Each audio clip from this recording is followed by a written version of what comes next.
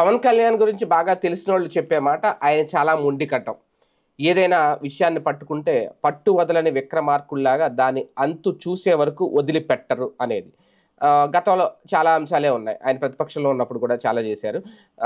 కౌలు రైతులకు ఆయన ఇవ్వాలనుకున్న పరిహారం మొత్తం అంతా రాష్ట్రం అంతా తిరిగి ఇవ్వడం. అంతకుముందు బాధితులకు సంబంధించి కిడ్నీ బాధితులకు సంబంధించి అక్కడికి వెళ్ళడం, అక్కడ దీక్షలు చేయడం ఇవన్నీ కూడా. అంటే ఏదైనా ఒక సమస్య మీద ఆయన తీసుకున్నారు, స్టాండ్ తీసుకున్నారంటే ఆ పోరాటాన్ని కొనసాగిస్తారు. మధ్యలో వదిలేయరు.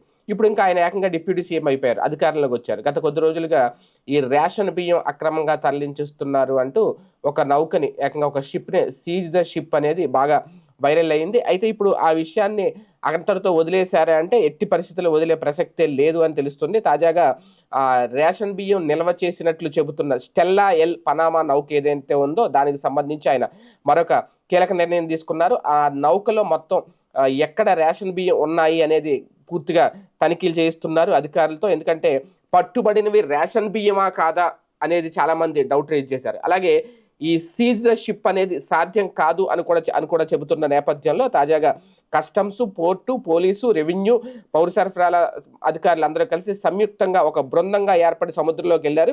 ఈ మల్టీ డిసిప్లినరీ కమిటీ అక్కడున్న బియ్యం శాంపిల్స్ కూడా సేకరించారట. దాన్ని కూడా పరిశీలించారు. అవి రేషన్ బియ్యమా కాదా అనేది. అంటే సముద్రంలో నౌక ఉన్నప్పుడు వాటి మేర రేషన్ బియ్యం కూడా ఉన్నాయి అందులో అని చెప్పి గుర్తించడం, నౌకను సీజ్ చేయడం అనేది దాదాపు అసాధ్యమని చెబుతున్న నేపథ్యంలో అందులో ఉన్న రేషన్ బియ్యాన్ని అయితే ఖచ్చితంగా సీజ్ చేసే అవకాశం ఉంటుంది. సీజ్ చేయాలి అనేది. అయితే ఈ స్టెల్లా నౌకను సీజ్ చేయడం అనేది దాదాపు అసాధ్యమైన క్లారిటీ కూడా అధికారులకి వచ్చిందంట. ఈ నేపథ్యంలోనే ఇప్పుడు నౌకను కాకుండా అందులో ఉన్న బియ్యాన్ని సీజ్ చేయాలని ఇప్పటికే దీంట్లో స్వయంగా పవన్ కళ్యాణ్ గారు ఇన్వాల్వ్ అయ్యారు కాబట్టి అధికారులకి ఎప్పటికప్పుడు గైడెన్స్ ఇస్తూ దగ్గరుండి ఆయన ఈ విషయంలోనైతే పూర్తిగా ఇన్వాల్వ్ అయ్యారు అని తెలుస్తోంది. ఎందుకంటే సీజ్ ద షిప్ అనే వ్యవహారం కంప్లీట్గా జాతీయ స్థాయిలో చర్చనీయాంశమైంది.